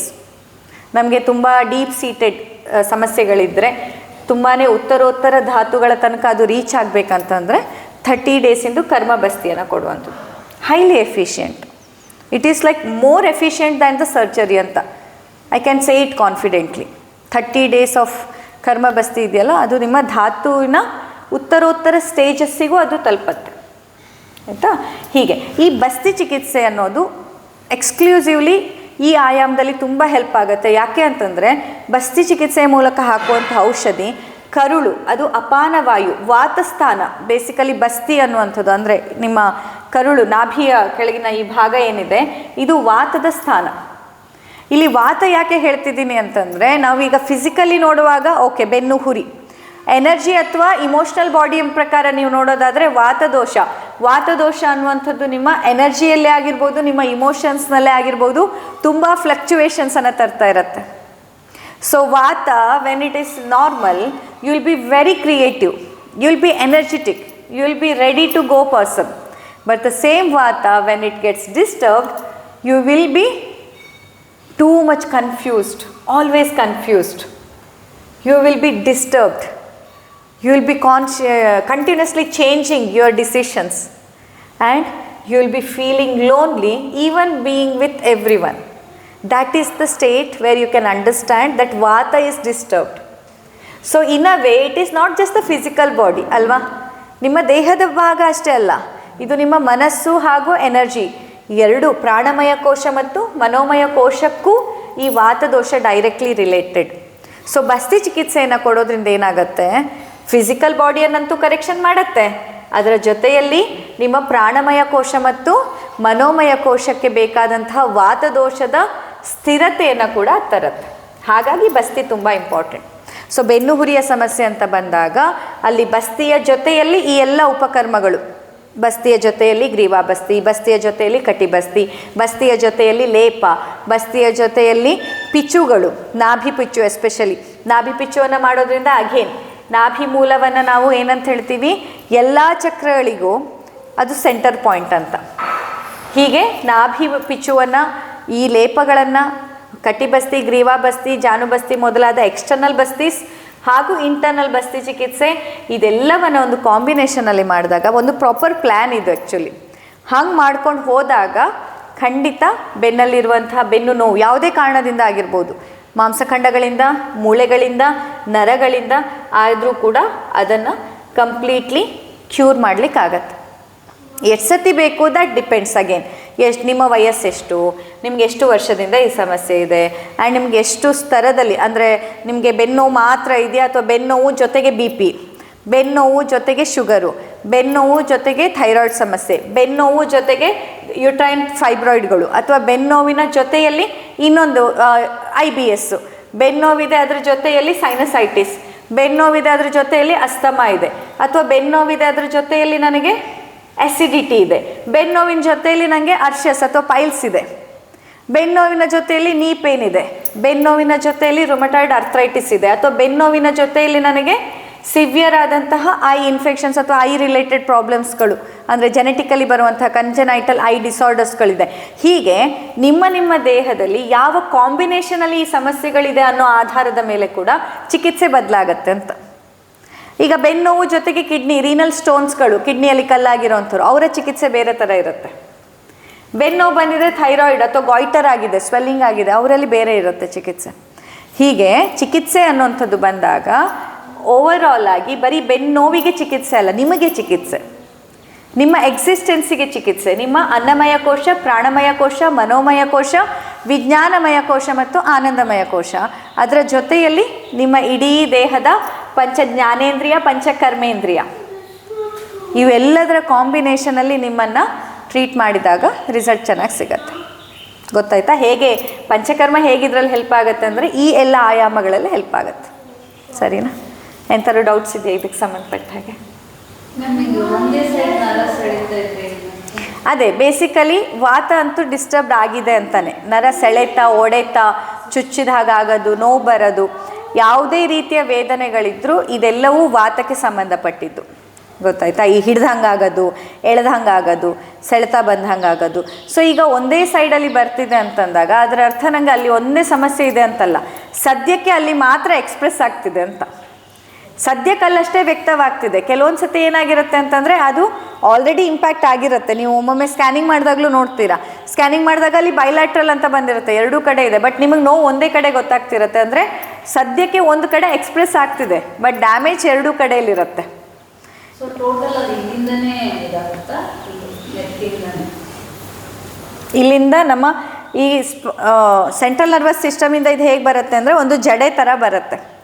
ಇಲ್ಲಿಂದ ತಲೆಯಿಂದ ಎಲ್ಲ ನರಗಳು ಸೇರಿ ಹಿಂಭಾಗದಿಂದ ಹೀಗೆ ಒಂದು ಜಡೆ ಬರುತ್ತೆ. ಆ ಜಡೆ ಮತ್ತು ಎರಡೆರಡು ಕವಲುಗಳು, right and left, right and left, right and left ಅಂತ. ಈ ಥರದಲ್ಲಿ ತಲೆಯಲ್ಲೇ ಭಾಗ ನಾವು ಅಷ್ಟೇ ನೋಡಿದಾಗ ಏನಾಗುತ್ತೆ, ನಿಮ್ಗೆ ಈ ಕಡೆ ಡಿಸ್ಟರ್ಬ್ ಆದಾಗ ನಿಮ್ಮ ಈ ಭಾಗದ ಬಲಭಾಗದ ತಲೆಯಲ್ಲಿ ತೊಂದರೆಗಳು ಬಂದಾಗ ಎಡಭಾಗದ ಆ್ಯಕ್ಟಿವಿಟಿಗಳು ಇಂಪ್ಯಾಕ್ಟ್ ಆಗುತ್ತೆ. ಎಡಭಾಗದ ಮಿದುಳಿನ ಭಾಗಕ್ಕೆ ತೊಂದರೆಗಳು ಬಂದಾಗ ದೇಹದ ಬಲಭಾಗದ ಆ್ಯಕ್ಟಿವಿಟಿಗಳು, ಯಾಕಂದರೆ ಇದು ಕ್ರಾಸ್ ಅಂದರೆ ನಿಮ್ಮ ಈ ಭಾಗದ ಲೆಫ್ಟ್ ಸೈಡ್ನ ಮೆದುಳು ಇಡೀ ನಿಮ್ಮ ರೈಟ್ ಸೈಡಿನ ಅಂಗಾಂಗಗಳನ್ನು ರೆಗ್ಯುಲೇಟ್ ಮಾಡುತ್ತೆ. ರೈಟ್ ಸೈಡಿನ ಮೆದುಳು ಲೆಫ್ಟ್ ಭಾಗದ ಇಡೀ ದೇಹದ ಅಂಗಾಂಗಗಳನ್ನು ರೆಗ್ಯುಲೇಟ್ ಮಾಡುತ್ತೆ. ಆದರೆ ಇಲ್ಲಿ ಬಂದ ಮೇಲೆ ನರಗಳು ಅದೇ ಜಡೆ ಥರ ಕೆಳಗೆ ಬಂದ ಮೇಲೆ ಎರಡು ಕಾರ್ಡ್ಗಳಾಗಿ ಎರಡು ಜಡೆಗಳಾಗಿ ಹೊರಗೆ ಬರುತ್ತಲ್ಲ, ಅದು ಹೇಗೆ ಅಂತಂದರೆ ರೈಟ್ ಸೈಡಿಂದ ಬಂದಿದ್ದೆಲ್ಲ ಈ ಅಂಗಾಂಗಗಳಿಗೆ, ಅಪ್ಪರ್ ಲಿಂಬಿಂದು ಮತ್ತು upper chest and upper back region. Left ಸೈಡಲ್ಲಿ ಬಂದಂಥದ್ದು ಈ ಎಲ್ಲ ಅಲ್ಲಿ ಮತ್ತೆ ಫ್ಲೆಕ್ಸಸ್ಗಳು ಅಂತ ಬರುತ್ತೆ, ಬ್ರೇಕಿಯಲ್ ಪ್ಲೆಕ್ಸಸ್ ಅಂತ ಹೇಳ್ತೀವಿ. ಅಂದರೆ ಅಲ್ಲಿ ಮತ್ತೆ ಅದೇ ಜಂಕ್ಷನ್ಸ್ಗಳಿವೆಲ್ಲ ಕರೆಂಟ್ ಸಪ್ಲೈ ಥರನೇ.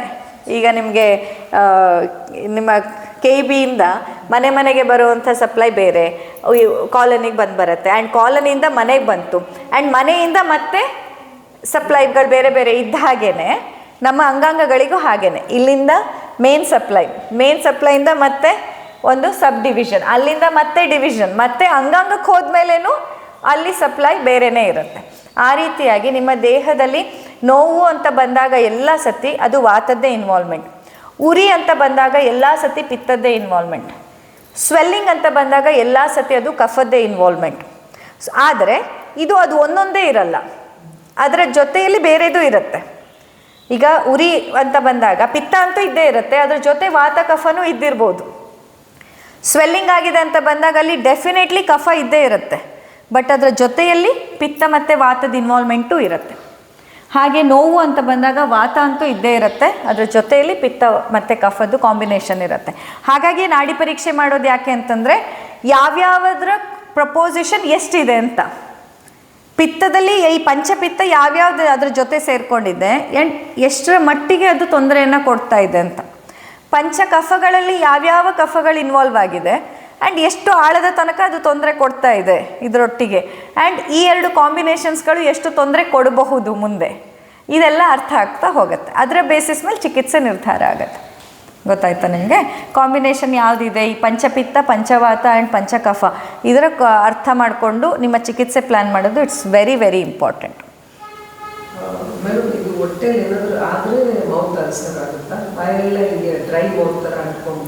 ಹಾಂ, ಈಗ ನಮ್ಮ ಬಾಯಿ ಅನ್ನೋದಿದೆಯಲ್ವಾ, ನಮ್ಮ ಬಾಯಿ ನಮ್ಮ ಹೊಟ್ಟೆಯ ಒಂದು ಕನ್ನಡಿ ಅಂತ ಹೇಳ್ಬೋದು. ಇಡೀ ನಿಮ್ಮ ಓರಲ್ ಕ್ಯಾವಿಟಿ, ಬರೀ ಬಾಯಿ ಅಂದರೆ ಈ ನಿಮ್ಮ ಬಾಯಿ, ಅದೇ ಬಾಯಿ ಅಂದರೆ ಬಾಯಿ, ಕರೆಕ್ಟ್, ಬಾಯಿ ಅಂದರೆ ಬಾಯಿ. ಸೊ ಈ ಓರಲ್ ಕ್ಯಾವಿಟಿ ಅನ್ನೋದೇನಿದೆ ಇದು ನಿಮ್ಮ ಹೊಟ್ಟೆ ಅಥವಾ ನಿಮ್ಮ ಪೂರ್ತಿ ಜೀರ್ಣಾಂಗ ವ್ಯೂಹದ ಒಂದು ಕನ್ನಡಿ ಅಂತ ಹೇಳ್ಬೋದು. ಅಷ್ಟೇ ಅಲ್ಲದೆ ಜಿಹ್ವಾ ಪರೀಕ್ಷೆ ಅಂತಲೇ ಆಯುರ್ವೇದದಲ್ಲಿ ಅಷ್ಟವಿಧ ಪರೀಕ್ಷೆಯಲ್ಲಿ ಹೇಳುವಾಗ ಜಿಹ್ವಾ ಕೂಡ ಒಂದು. ಈಗ ನೀವು ನಾಡಿ ಪರೀಕ್ಷೆ ಅಂತ ಹೇಳ್ತೀರಲ್ವಾ, ನಾಡಿ ಪರೀಕ್ಷೆ ಕೂಡ ಈ ಅಷ್ಟವಿಧ ಪರೀಕ್ಷೆಯಲ್ಲಿ ಒಂದು. ನಾಡಿ ಪರೀಕ್ಷೆ ಅಷ್ಟೇ ಇಂಪಾರ್ಟೆಂಟ್, ಜಿಹ್ವಾ ಪರೀಕ್ಷೆ ಕೂಡ. ಆ್ಯಂಡ್ ಜಿಹ್ವಾ ಪರೀಕ್ಷೆನೂ it can tell about your whole system. ಉದಾಹರಣೆಗೆ ಈಗ ನಿಮ್ಮದೆಲ್ಲ ನಾಲಿಗೆ ಇದೆಯಲ್ಲ, ಒಮ್ಮೊಮ್ಮೆ ನೀವು ನಿಮ್ಮ ಪಕ್ಕದವ್ರಿಗೆ ನಾಲಿಗೆ ತೋರಿಸಿ, ಆ ನಾಲಿಗೆ ಮಧ್ಯೆ ಒಂದು ಗೆರೆ ಬರುತ್ತೆ, ನಾಲಿಗೆಯನ್ನು ಹೊರಗೆ ಹಾಕಿದಾಗ ನೋಡಿ, ಪಕ್ಕದವ್ರು ನಾಲಿಗೆ ನೋಡಿ ಎಲ್ಲರೂ, ಗೆರೆ ಆರೋಗ್ಯವಂತ ವ್ಯಕ್ತಿಯಲ್ಲಿ ನೇರವಾಗಿರಬೇಕು. ನೋಡಿ ನಿಮ್ಮ ಪಕ್ಕದವ್ರು ನಾಲಿಗೆ ನೋಡಿ, check each others tongue for the straight line. Centrally there will be one line. ನೋಡಿ ಅದು ನೇರವಾಗಿದೆಯಾ, ಡೊಂಕಾಗಿದೆಯಾ, ಅಥವಾ ಮೇಲೆ ಡೊಂಕು ಕೆಳಗೆ ನೇರ, ಮೇಲಿಂದ ನೇರ ಕೆಳಗೆ ಡೊಂಕು, ಹೇಗಿದೆ? ಹಾಂ, ಕಟ್ಟಾಗಿದೆ. ಸೊ ಈ ನಾಲಿಗೆ ಅನ್ನೋದು ಕೂಡ ನಿಮ್ಮ ಜೀರ್ಣಾಂಗ ವ್ಯೂಹ ಮತ್ತು ನಿಮ್ಮ ಪೂರ್ತಿ ಆರೋಗ್ಯದ ಒಂದು ವಿಷಯವನ್ನು ತಿಳಿಸುತ್ತೆ. ಒಳಗಡೆ ಏನು ವ್ಯತ್ಯಾಸ ಆಗಿದೆ ಅದರ ಪ್ರಕಾರ ತುಂಬ, ಈವನ್ ನಿಮ್ಮ ಹಿಮೋಗ್ಲೋಬಿನ್ ಕಡಿಮೆ ಆದರೆ ನಾಲ್ಗೆಲ್ಲಿ ಗೊತ್ತಾಗತ್ತೆ, HCl ಆ್ಯಸಿಡಿಟಿ ಜಾಸ್ತಿ ಆದರೆ ನಾಲ್ಗೆಯಲ್ಲಿ ಗೊತ್ತಾಗತ್ತೆ. ಹಾಗೆಯೇ ನಿಮ್ಮ ಜೀರ್ಣಕ್ರಿಯೆಯಲ್ಲಿ ಏನು ವ್ಯತ್ಯಾಸ ಆದ್ರೂ ನಾಲ್ಗೆಯಲ್ಲಿ ಗೊತ್ತಾಗತ್ತೆ. ಅಷ್ಟೇ ಅಲ್ಲದೆ ನಿಮ್ಮ ಸ್ಪೈನ್ ಬಗ್ಗೆ ನಾನಿವತ್ತು ಹೇಳ್ತಾ ಇದ್ದೆ ಅಲ್ವಾ, ಸ್ಪೈನಲ್ ಪ್ರಾಬ್ಲಮ್ ಇದ್ದರೂ ಕೂಡ ಈಗ ನಾಲ್ಗೆಯಲ್ಲಿ ಹೀಗೆ ಗೆರೆ ಬಂದಿದೆ ಅನ್ನಲ್ಲ, ಸ್ಟ್ರೇಟ್ ಗೆರೆ ಇರೋದು ನೀವು ನಾಲ್ಗೆ ನೋಡ್ಕೊಳ್ಳಿ. ಮೇಲ್ಭಾಗದಲ್ಲಿ ಹೀಗೆ ಅಡ್ಡ ಅಡ್ಡ ಇದ್ದು ಕೆಳಗೆ ನೇರ ಇದ್ದರೆ ನಿಮಗೆ ಹೆಚ್ಚಿನ ಸತಿ ಕುತ್ತಿಗೆಗೆ ಸಂಬಂಧಪಟ್ಟಂತೆ ಸಮಸ್ಯೆಗಳಿರುತ್ತೆ. ಮೇಲೆ ನೇರ ಇದೆ, ಮಧ್ಯೆ ಒಂಚೂರು ಅಡ್ಡ ಆಗಿದೆ, ಮತ್ತೆ ನೇರ ಇದೆ ಅಂದರೆ ಮಿಡ್ಲ್ ಬ್ಯಾಕ್ ಈ ರೀಜನಿಗೆ ಸಂಬಂಧಪಟ್ಟಂತೆ ಸಮಸ್ಯೆ ಇರುತ್ತೆ. ಮೇಲಿಂದ ನೇರ ಇದೆ, ಕೆಳಗೆ ಮಾತ್ರ ಜಿಗ್ಜಾಗಿದೆ ಅಂತಂದರೆ ಲೋವರ್ ಬ್ಯಾಕ್ ಅಥವಾ ಸಯಾಟಿಕ ಸಂಬಂಧಪಟ್ಟಂತೆ ಸಮಸ್ಯೆ ಇರುತ್ತೆ.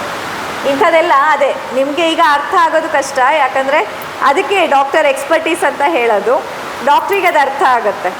ಸೊ ನೀವು ನಾಲ್ಗೆ ತೋರಿಸಿ ಅಂತ ಹೇಳ್ತೀವಿ ಅಲ್ವಾ, ನಾಲ್ಗೆ ತೋರಿಸಿ ಅಂತ ನೀವು ಅಂತ ಬಿಟ್ಬಿಡ್ತೀರಾ. ಬಟ್ ಆ ನಾಲಿಗೆ ಒಳಗೆ ಇಡೀ ನಿಮ್ಮ ಆರೋಗ್ಯವನ್ನೇ ನಾವು ಅರ್ಥ ಮಾಡ್ಕೊಳ್ಬೋದು. ಯಾವ ಸ್ಟೇಜಲ್ಲಿದೆ, ಏನೇನಾಗಿದೆ, ಎಷ್ಟರ ಮಟ್ಟಿಗೆ ಅದು ತೊಂದರೆ ಆಗಿದೆ ಅಂತ ಗೊತ್ತಾಗತ್ತೆ. ಬಾಯಲ್ಲಿ ಪದೇ ಪದೇ ಮೌತ್ ಅಲ್ಸರ್ಸ್ ಆಗ್ತಾ ಇದೆ ಅಂದಾಗ ಅವರಲ್ಲಿ ಪಿತ್ತಜ ದೃಷ್ಟಿ ಇದೆ ಅಂತ ಅರ್ಥ. ಆ್ಯಂಡ್ ಸೇಮ್ ಇಲ್ಲಿ ಅದರಲ್ಲೂ ಎಸ್ಪೆಷಲಿ ಪಾಚಕ ಪಿತ್ತ ದೃಷ್ಟಿ, ಯಾರಲ್ಲಿ ಪಾಚಕ ಪಿತ್ತ ದೃಷ್ಟಿ ಇರುತ್ತೆ ಅವರಲ್ಲಿ ಮೌತ್ ಅಲ್ಸರ್ಸ್ ತುಂಬ ರಿಪೀಟೆಡ್ಲಿ ಆಗ್ತಾ ಇರುತ್ತೆ.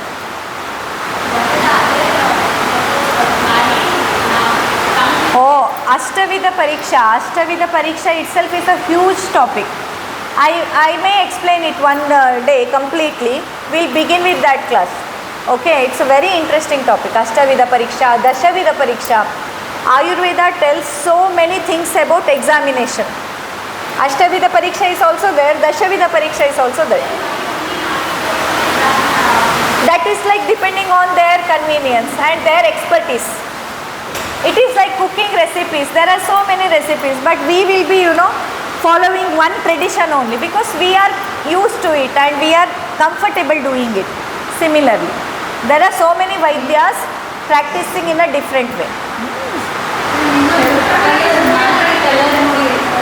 ನಾಲಿಗೆ ಕಲರು, ಅಲ್ಲಿರೋ ಡಾಟ್ಸ್ಗಳು, ಅಲ್ಲಿ ನಾಲಿಗೆದು ಎಡ್ಜಸ್ಗಳು ಹೇಗಿದೆ, ನಾಲಿಗೆದು ಎಡ್ಜಸ್ಗಳು ಬರುತ್ತಲ್ಲ, ಕೆಲವೊಬ್ರಿಗೆ ನೋಡಿ ಸೆರೇಟೆಡ್ ಇರುತ್ತೆ, ನೋಡ್ಕೊಳ್ಳಿ ನಾಲಿಗೆ ಆಚೆ ಈಚೆ, ಹಲ್ಲಿನ ಮಾರ್ಕ್ ಇರುತ್ತೆ ಅದ್ರ ಮೇಲೆ ನಾಲಿಗೆ ಆಚೆ ಈಚೆಯಲ್ಲಿ. ಕೆಲವ್ರ ನಾಲಿಗೆ ಚೆನ್ನಾಗಿ ಶೇಪ್ ಆಗಿರುತ್ತೆ ಆ್ಯಂಡ್ ಕೆಲವ್ರ ನಾಲಿಗೆ ಫುಲ್ ಪ್ಲೇನ್ ಶೈನಿಂಗ್ ಇರುತ್ತೆ, ಕೆಲವ್ರ ನಾಲಿಗೆ ರಫ್ ಆಗಿರುತ್ತೆ. ಸೊ ಈ ರೀತಿ ನಾಲಿಗೆಯ ಎಲ್ಲ ಆಯಾಮಗಳು ಒಂದೊಂದು ಸೂಚನೆಯನ್ನು ಕೊಡುತ್ತೆ.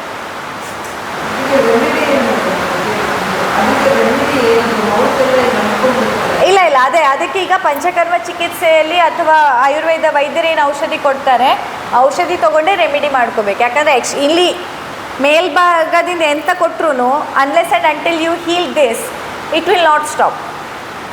ಇಲ್ಲಿ ಮೊದಲು ಸರಿ ಆಗಬೇಕು, ಆಗ ಇದು ಸರಿಯಾಗಿ. ಹಾಗಲ್ಲ, ಡ್ರೈ ಮೌತೇ ಆಗಬೇಕಂತಿಲ್ಲ, ಡ್ರೈ ಮೌತ್ ಅಲ್ಲದೆಯೂ ತುಂಬ ಸಮಸ್ಯೆಗಳು ಬರುತ್ತೆ, ಗೊತ್ತಾಯ್ತಾ? ಡ್ರೈ ಮೌತೇ ಆಗಬೇಕಂತಿಲ್ಲ, ಸಲೈವಾ ಸೆಕ್ರೇಷನ್ ಆಗದೆ ಇರೋದು ಕೂಡ ಜೀರ್ಣಕ್ರಿಯೆ ಒಂದು ಸಮಸ್ಯೆಯನ್ನೇ ತೋರಿಸುತ್ತೆ ಅಂತ, ಗೊತ್ತಾಯ್ತಾ? ಡ್ರೈ ಮೌತ್ ಅಂತ ಅದೇ, ಅಲ್ಲಿ ಡ್ರೈ ಮೌತ್ ಅನ್ನುವಂಥದ್ದಕ್ಕೆ ಇನ್ನೂ ತುಂಬ ಆಯಾಮಗಳಿದ್ದಾವೆ. ಯಾವಾಗಲೂ ಈಗ ಡ್ರೈ ಮೌತಿಂದಾಗಿ ಜೀರ್ಣಕ್ರಿಯೆ ಸಮಸ್ಯೆ ಆಗೋದು ಇದೆ, ಜೀರ್ಣಕ್ರಿಯೆ ಸಮಸ್ಯೆಯಿಂದ ಡ್ರೈ ಮೌತ್ ಆಗೋದು ಇದೆ, ವೈಸ್ ವರ್ಸ. ಅದು ಕೆಲವೊಮ್ಮೆ ಇಲ್ಲೆಲ್ಲ ಚೆನ್ನಾಗೇ ಇರುತ್ತೆ ಶುರುವಿನಲ್ಲಿ, ಬಟ್ ಇದು ಫಸ್ಟ್ ಸ್ಟಾರ್ಟ್ ಆಗುತ್ತೆ ಆ್ಯಂಡ್ ಇದರಿಂದಾಗಿ ಇದು ಹಾಳಾಗುತ್ತೆ. ಯಾಕಂದರೆ ನಿಮ್ಮ ಆಹಾರ ಸಲೈವ ಜೊತೆ ಮಿಕ್ಸ್ ಆಗಿ ಹೊಳಗೋಗಿಲ್ಲ ಅಂದರೆ ಜೀರ್ಣಕ್ರಿಯೆ ಚೆನ್ನಾಗಾಗಲ್ಲ, ಆಯಿತಾ? ಹಾಗೆ ಕೆಲವರಲ್ಲಿ ಮೊದಲು ಇಲ್ಲಿ ಹಾಳಾಗತ್ತೆ, ಇಲ್ಲಿ ಹಾಳಾದ್ಮೇಲೆ ಅದು ಡ್ರೈ ಮೌತ್ ರೂಪದಲ್ಲಿ ಕಾಣಿಸ್ಕೊಳ್ಳುತ್ತೆ. ಅದಕ್ಕಾಗಿ ಡಾಕ್ಟರ್ ಡಿಸೈಡ್ ಮಾಡಲಿ ಅಂತ ಹೇಳಿದ್ದು ಯಾಕೆ ಅಂತಂದರೆ, ಅದರಲ್ಲಿ ಈ ಕಾರಣಕ್ಕೆ ಇದು ಬಂದಿದ್ದ, ಈ ಕಾರಣಕ್ಕೆ ಇದು ಬಂದಿದ್ದ ಅಂತ ಕೋಳಿ ಮೊದಲ ಮೊಟ್ಟೆ ಮೊದಲ ಹೇಳಿದಾಗ ಆಗಿಬಿಡತ್ತೆ, ನಿಮಗದು ಅರ್ಥ ಮಾಡ್ಕೊಳಕ್ಕಾಗಲ್ಲ. ಡಾಕ್ಟ್ರೇ ಡಿಸೈಡ್ ಮಾಡಬೇಕು ನಿಮಗೆ ಏನು ಚಿಕಿತ್ಸೆ ಆಗಬೇಕು, ಅದನ್ನ ಸರಿ ಮಾಡಿಕೊಟ್ರೆ ಆಯ್ತಲ್ಲ, ಮಾಡಿಕೊಡ್ತೀವಿ ಅಂತ. ಹಾಗೆ ಗೊತ್ತಾಯ್ತು. ಕಿಡ್ನಿ ಸ್ಟೋನಿನ ಬಗ್ಗೆ ಆಯುರ್ವೇದದಲ್ಲಿ ಇದಕ್ಕೆ ಅಶ್ಮರಿ ಅಂತ ಹೇಳ್ತಾರೆ. ಚರಕಾಚಾರ್ಯರು, ಸುಶ್ರುತಾಚಾರ್ಯರು, ವಾಗ್ಭಟರು 3 ಜನ ಇದ್ರ ಬಗ್ಗೆ ತುಂಬ ಎಕ್ಸ್ಕ್ಲೂಸಿವ್ ರೆಫರೆನ್ಸ್ಗಳನ್ನು ಕೊಟ್ಟಿದ್ದಾರೆ. ಸೊ ಕಿಡ್ನಿ ಸ್ಟೋನ್ ಆದಾಗ ಯಾವ್ಯಾವ ಲಕ್ಷಣಗಳು ಬರುತ್ತೆ, ಪೂರ್ವರೂಪ, ಇನ್ಫ್ಯಾಕ್ಟ್ ಬರೀ ಬಂದ ಮೇಲಿನ ಲಕ್ಷಣ ಅಲ್ಲ, ಪೂರ್ವರೂಪ ಬರೋ ಮೊದಲು ದೇಹದಲ್ಲಿ ಏನೇನು ಸಿಂಪ್ಟಮ್ ಬರುತ್ತೆ ಅನ್ನೋದನ್ನು ಹೇಳಿದ್ದಾರೆ. ಆ್ಯಂಡ್ ಸಂಪ್ರಾಪ್ತಿ, ಈಗಾಗಲೇ ಹೇಳಿದಾಗೆ ನಿನ್ನೆ ಹೇಳ್ತಾ ಇದ್ದೆ ಅಲ್ವಾ ನಾನು, ಸಂಪ್ರಾಪ್ತಿ ವಿಘಟನ ಅಂದರೆ ಯಾವ ರೀತಿಯಲ್ಲಿ ಇದರ ಫಾರ್ಮೇಷನ್ ಆಗಿದೆ ಅದನ್ನು ಬ್ರೇಕ್ ಡೌನ್ ಮಾಡೋದು ಕೂಡ ಒಂದು ಲೈನ್ ಆಫ್ ಟ್ರೀಟ್ಮೆಂಟ್ ಅಂತ. ಹೀಗೆ ಸಂಪ್ರಾಪ್ತಿಯ ಬಗ್ಗೆ ಕೂಡ ಹೇಳುತ್ತೆ, ಅಂದರೆ ಯಾವ ರೀತಿಯಾಗಿ ಒಂದು ನಿಧಾನ ಅಂದರೆ ಕಾರಣದಿಂದಾಗಿ ನಿಮ್ಮ ದೇಹದಲ್ಲಿ ಆ ರೋಗ ಅಥವಾ ರೀನಲ್ ಕ್ಯಾಲ್ಕುಲೈ ಅನ್ನುವಂಥದ್ದು, ಸ್ಟೋನ್ ಅನ್ನುವಂಥದ್ದು ಫಾರ್ಮ್ ಆಗತ್ತೆ ಅನ್ನೋದ್ರ ಬಗ್ಗೆ ಡಿಟೇಲ್ ಆಗಿ ಎಕ್ಸ್ಪ್ಲನೇಷನ್ ಸಿಗತ್ತೆ. ಸೊ ಇಲ್ಲಿ ಸ್ಕ್ಯಾನಿಂಗ್ ಅನ್ನೋದು ಇಲ್ಲದಿದ್ದರೂ ಕೂಡ ಎಲ್ಲ ಲಕ್ಷಣಗಳ ಆಧಾರದ ಮೇಲೆ ಇದೆ. ಪ್ರಶ್ನೆಯ ಬಗ್ಗೆ, ಇದು ಪರೀಕ್ಷೆಯ ಬಗ್ಗೆ ಹೇಳುವಾಗ ಇದರಲ್ಲಿ ಇನ್ನೊಂದು ಆಯಾಮ ಏನಂತಂದರೆ ದರ್ಶನ, ಸ್ಪರ್ಶನ ಮತ್ತು ಪ್ರಶ್ನೆ ಪರೀಕ್ಷೆ ಅಂತ. ದರ್ಶನ ನೋಡಿದಾಗ ಆ ವ್ಯಕ್ತಿ ಸಿವಿಯರ್ ಪೇನ್ ಬಂದು ನಡ್ಕೊಂಡು ಬರುವಾಗ ಅವ್ನು ನಡ್ಕೊಂಡು ಬರೋ ರೀತಿಲೇ ಗೊತ್ತಾಗತ್ತೆ ಕಿಡ್ನಿಲಿ ಪಕ್ಕ ಇವನಿಗೆ ಕಲ್ಲಾಗಿದೆ ಅಂತ. ನೀವು ಯಾರಾದರೂ ಕಿಡ್ನಿ ಕಲ್ಲನ್ನು ಆದವ್ರನ್ನ ನೋಡಿದಾಗ ನಿಮ್ಗೆ ಗೊತ್ತಾಗುತ್ತೆ ಎಷ್ಟು ಅವ್ರು ಬಿದ್ದು ಒಳ್ಳಾಡ್ತಿರ್ತಾರೆ ನೋವು ತಡ್ಕೊಳಕ್ಕಾಗದೆ ಸಿವಿಯರ್ ಪೇನ್ ಬಂದಾಗ. ಹಾಗೆ ದರ್ಶನ ಆದಮೇಲೆ ಸ್ಪರ್ಶನ, ಮುಟ್ಟಿ ನೋಡುವಂಥದ್ದು. ಯಾವ ಜಾಗದಲ್ಲಿ ನೋವು ಬರ್ತಾ ಇದೆ, ಯಾವ ಭಾಗದಲ್ಲಿ ಡಿಸ್ಕಂಫರ್ಟ್ ಆಗ್ತಾ ಇದೆ, ಎಲ್ಲಿಂದ ಎಲ್ಲಿಗೆ ರೇಡಿಯೇಷನ್ ಆಗ್ತಾ ಇದೆ. ಪೇನ್ ಅನ್ನೋದಲ್ಲಿ ಬೆನ್ನಿಂದ ಹೀಗೆ ಕೆಳತನ ಯುರೆತ್ರ ತನಕ ಬರ್ತಿರುತ್ತೆ. ಇಲ್ಲಿಂದ ನೋವು ಶುರುವಾಗತ್ತೆ, ಅದು ಮುಂದಿನ ತನಕ ಬರ್ತಾ ಇರುತ್ತೆ. ಹಾಗೆ ನಂತರ ಪ್ರಶ್ನೆ, ಏನಾಯಿತು, ಏನಾಗ್ತಿದೆ, ಯಾವಾಗಿಂದ ಆಗ್ತಿದೆ, ಪ್ರಶ್ನೆಗಳನ್ನು ಕೇಳೋದು. ಸೊ ದರ್ಶನ, ಸ್ಪರ್ಶನ ಮತ್ತು ಪ್ರಶ್ನ ಇದು ಕೂಡ. ಸೊ ನಾಡಿ ಪರೀಕ್ಷೆ ಅಂತ ಬಂದಾಗ ಸುಮ್ಮನೆ ನಾಡಿ ಮುಟ್ಟದೆ ಹೇಳಿದೆ ಅಷ್ಟೇ ಅಲ್ಲ, ಅಲ್ಲಿ ದರ್ಶನ ನಿಮ್ಮನ್ನು ನೋಡೋದು, ಸ್ಪರ್ಶನ ನಿಮ್ಮನ್ನು ಮುಟ್ಟೋದು, ಜೊತೆಯಲ್ಲಿ ಪ್ರಶ್ನ ನಿಮ್ಮನ್ನು ಮಾತಾಡಿಸೋದು ಎಲ್ಲವೂ ಇರಬೇಕು. ಪ್ರಶ್ನೆಯನ್ನು ಕೇಳಬೇಕು ಅಂತ. ಎಷ್ಟೊಂದು ಜನ ನೀವು ಅಂದ್ಕೊಂಡಿರ್ತೀರ ಹಿಂಗೆ ಬಂದು ನಾನು ಯಾಕೆ ಹೇಳಬೇಕು, ನೀವು ಹೇಳಿ ಅಂತ. ನಾಡಿ ನೋಡಿ ನೀವು ಹೇಳ್ಬೇಕು, ಜ್ಯೋತಿಷ್ ಹೇಳ್ದಂಗೆ ನೀವು ನೋಡಿ ಹೇಳಿ ನಾನು ಯಾಕೆ ಹೇಳಬೇಕು ಅಂತ. ಡಾಕ್ಟರ್ ಕರೆಕ್ಟ್ ಹಾಗೆ. ಬಟ್ ಹಾಗಲ್ಲ, ಆಯುರ್ವೇದ ಏನು ಹೇಳುತ್ತೆ, ದರ್ಶನ, ಸ್ಪರ್ಶನ, ಪ್ರಶ್ನ. ನೋಡಬೇಕು, ಮುಟ್ಟಬೇಕು, ಪ್ರಶ್ನೆಯನ್ನು ಕೇಳಬೇಕು. ಏನೇನು ಆಗ್ತಿದೆ, ಯಾವ ಥರ ಲಕ್ಷಣಗಳು, ಏನು ಸಮಸ್ಯೆ, ಇದರ ಆಧಾರದ ಮೇಲೆ ಪೂರ್ತಿ ನಮಗೆ ಸಿಲೆಬಸ್ಸೇ ಇರುತ್ತೆ. ಅಂದರೆ ಆಚಾರ್ಯರು ರೆಡಿ ಟು ಅಂಡರ್ಸ್ಟ್ಯಾಂಡ್ ಅನ್ನೋ ಥರ ಕೊಟ್ಬಿಟ್ಟಿದ್ದಾರೆ ಎಲ್ಲ. ಹಿಂಗಿದ್ರೆ ಇದೇ ರೋಗ, ಈ ಥರ ಇದ್ದರೆ ಇದೇ ರೋಗ, ಇದಕ್ಕೆ ಇಂತಹ ಟ್ರೀಟ್ಮೆಂಟನ್ನು ಕೊಡಬೇಕು, ಇದಕ್ಕೆ ಇಂತಹ ಒಂದು ಪ್ರಿನ್ಸಿಪಲ್ ಆಫ್ ಟ್ರೀಟ್ಮೆಂಟನ್ನು ನೀನು ಅಡಾಪ್ಟ್ ಮಾಡ್ಕೋಬೇಕು ಅಂತ. ನೀರಕ್ಕಾಗಿರಲ್ಲ, ಬಟ್ ಬಾಯಿ ಬಂದಿರುತ್ತೆ, ಹೊಟ್ಟೆ ತುಂಬಿರುತ್ತೆ, ಒಂದು 10 ನಿಮಿಷ ಕುಡ್ದಕ್ಕೆ ಬಾಯಿ ಬಂದಿರುತ್ತೆ. ಅದೇ ಆವಾಗ ಬಾಯಲ್ಲಿ ಇನ್ನೊಂಚೂರು ನೀರನ್ನು ಸಿಪ್ ಬೈ ಸಿಪ್ ತೊಗೊಳ್ಬೇಕು. ಅಂದರೆ ಏನಾಗುತ್ತೆ ಗೊತ್ತಾ, ನಾವು ಒಂದೊಂದ್ಸತಿ ನೀರು ಕುಡಿಯೋದ್ರಲ್ಲಿ ತುಂಬ ಮಾಡೋ ತಪ್ಪೇನಂದರೆ ಒಟ್ಟಿಗೆ ತುಂಬ ಕುಡಿದ್ಬಿಡ್ತೀವಿ. ನೀರು ಕುಡಿಬೇಕಂತ ಒಟ್ಟೊಟ್ಟಿಗೆ ಗ್ಲಾಸು, ಚಂಬು ಎಲ್ಲ ಕುಡಿಯೋರು ನೋಡಿದ್ದೀನಿ ನಾನು ಒಂದೊಂದು ಸತಿನೇ. ಆಮೇಲೆ ಮರ್ತೋಗ್ಬಿಡತ್ತೆ ಅಂತ ಒಟ್ಟಿಗೆ ಕುಡಿತಾರೆ. ಹಾಗೆ ಮಾಡಿದ್ರೆ ದೇಹಕ್ಕೆ ಸಿಗಲ್ಲ. ದೇಹಕ್ಕೆ ಹೆಂಗೆ ಬೇಕಂದರೆ ಯಾವಾಗಲೂ ಸ್ವಲ್ಪ ಪದೇ ಪದೇ ಬೇಕು. Sipping the water repeatedly, that is more useful rather than just gulping up the water. ಹಾಗೇನಿಲ್ಲ, ನೀವು ಸಿಪ್ ಬೈ ಸಿಪ್ಪೇ ಕುಡಿಬೇಕು. ಅಷ್ಟೊತ್ತಿಗೆ ಸಿಪ್ ಬೈ ಸಿಪ್ಪನ್ನು ಕುಡಿತಾ ಇದ್ದರೆ ಅದು ನಿಮ್ಮ ದೇಹಕ್ಕೆ. ನೋಡಿ, ನೀವೇ ಒಂದು ಗಿಡದ ಪಾಟನ್ನು ನೆನಪು ಮಾಡ್ಕೊಳ್ಳಿ. ಒಂದು ಪಾಟ್ ಇದೆ, ಗಿಡ ಇದೆ, ಅದಕ್ಕೆ ನೀವು ಒಂದೇ ಸತಿ ಒಂದು ಬಕೆಟ್ ನೀರು ಹುಯ್ಯೋದಕ್ಕೂ ಹನಿ ನೀರಾವರಿ ಡ್ರಿಪ್ ಇರಿಗೇಷನ್ ಮಾಡೋದಕ್ಕೂ ತುಂಬ ವ್ಯತ್ಯಾಸ ಇದೆ. ಡ್ರಿಪ್ ಇರಿಗೇಷನ್ ಮಾಡಿದಾಗ ಮಣ್ಣು, ಗೊಬ್ಬರ, ಗಿಡ ಎಲ್ಲದರದ್ದು ಸದುಪಯೋಗ ಆಗುತ್ತೆ. ಅದೇ ಒಟ್ಟಿಗೆ ಒಂದು ಬಕೆಟ್ ನೀರು ಹಾಕಿದ್ರೆ ಗೊಬ್ಬರನೂ ಕೊಚ್ಕೊಂಡು ಹೋಗುತ್ತೆ, ಮೇಲ್ಮಣ್ಣು ಕೊಚ್ಕೊಂಡು ಹೋಗುತ್ತೆ, ಗಿಡಕ್ಕೂ ಪೂರ್ತಿಯಾಗಿ ಅದು ಅಬ್ಸಾರ್ಬ್ ಆಗಲ್ಲ. ಹಾಗೆ ನಿಮ್ಮ ದೇಹಕ್ಕೂ ಕೂಡ ನೀವು ಅದು ಎಕ್ಸೆಸಿವ್ಲಿ ಕುಡಿದ್ಬಿಟ್ಟಾಗ ನಿಮ್ಮ ಹೆಲ್ದಿ ಬ್ಯಾಕ್ಟೀರಿಯಾಸ್ ಇರ್ಬೋದು ವಾಶ್ಔಟ್ ಆಗುತ್ತೆ. ಒಮ್ಮೊಮ್ಮೆ ನಿಮ್ಮ ಗಟ್ಟಲ್ಲಿ ಹೆಲ್ದಿ ಬ್ಯಾಕ್ಟೀರಿಯಾಸೇ ವಾಶ್ಔಟ್ ಆಗುವ ಸಾಧ್ಯತೆಯೂ ಇರುತ್ತೆ. ಆ್ಯಂಡ್ ನಿಮ್ಮ ಅಗ್ನಿ, ಜಠರಾಗ್ನಿ, ಧಾತ್ವಾಗ್ನಿ ಮಾಂದ್ಯ ಆಗೋ ಸಾಧ್ಯತೆ ಇರುತ್ತೆ. ಸೊ ಅತಿ ಸರ್ವತ್ರ ವರ್ಜಯೇತ್, ಅತಿ ಯಾವುದೂ ಒಳ್ಳೆಯದಲ್ಲ. ಅತಿಯಾಗಿ ಆಗದೆ ಇರೋ ಥರ ನೋಡ್ಕೊಳ್ಬೇಕು. ಸರಿನಾ? ಓಕೆ, ಮಳೆ ಬೇರೆ ಸ್ಟಾರ್ಟ್ ಆಯಿತು. ಓಕೆ, ಹಾಂ, ಎಲ್ಲರೂ ಬನ್ನಿ, ನಮಸ್ಕಾರ ಮುದ್ರೆಗೆ ಬನ್ನಿ. ಇಡೀ ಜಗತ್ತಿಗೆ ಒಳ್ಳೆಯದಾಗಲಿ ಅಂತ ಕೇಳ್ಕೊಳ್ಳೋಣ. ಆಳವಾದಂಥ ಉಸಿರನ್ನು ಒಳ ತೆಗೆದುಕೊಳ್ಳಿ, ನಿಧಾನಕ್ಕೆ ಉಸಿರನ್ನು ಹೊರಹಾಕಿ. ನನ್ನೊಟ್ಟಿಗೆ ಹೇಳಿ, ಲೋಕ ಸಮಸ್ತ